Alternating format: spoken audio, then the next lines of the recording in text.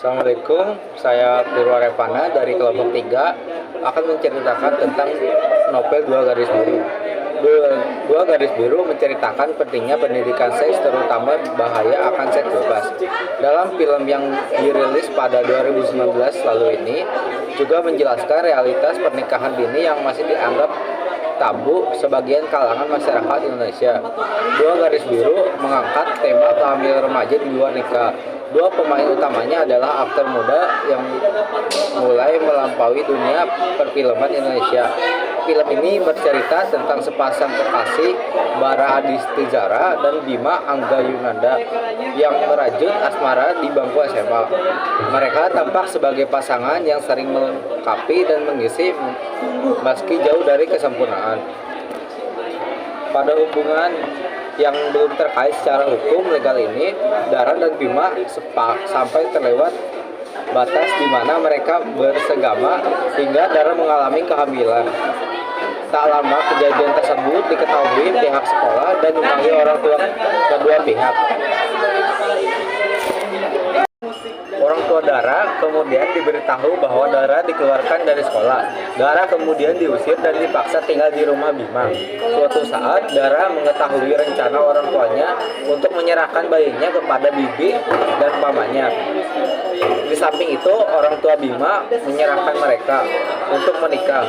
Setelah pernikahan keduanya, Bima bekerja sebagai pelayan di restoran ayah Dara. Di awal pernikahan mereka, putra Dara dan Bima sering berdebat dan soal ambisi ke Korea dan juga mempersoalkan hidup anaknya. Akhirnya Dara diizinkan pergi ke Korea setelah melahirkan dan anaknya diberi nama Adam. Kehidupan rumah tangga keduanya pasangan ini menghadapi cobaan berat untuk anak usia mereka, yaitu sebagai orang tua. Pada saat Dara diperiksa di rumah sakit, lalu orang tua Dara datang untuk mengecek keadaan Dara.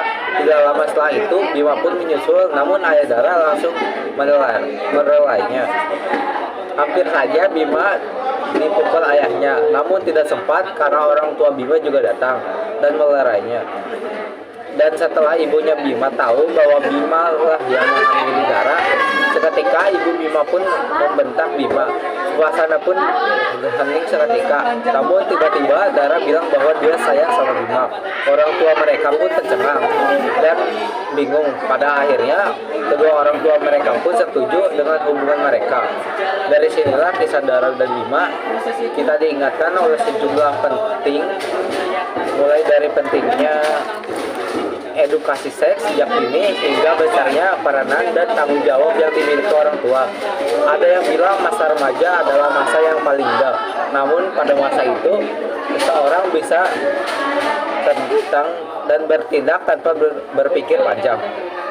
Terima kasih. Wassalamualaikum warahmatullahi wabarakatuh.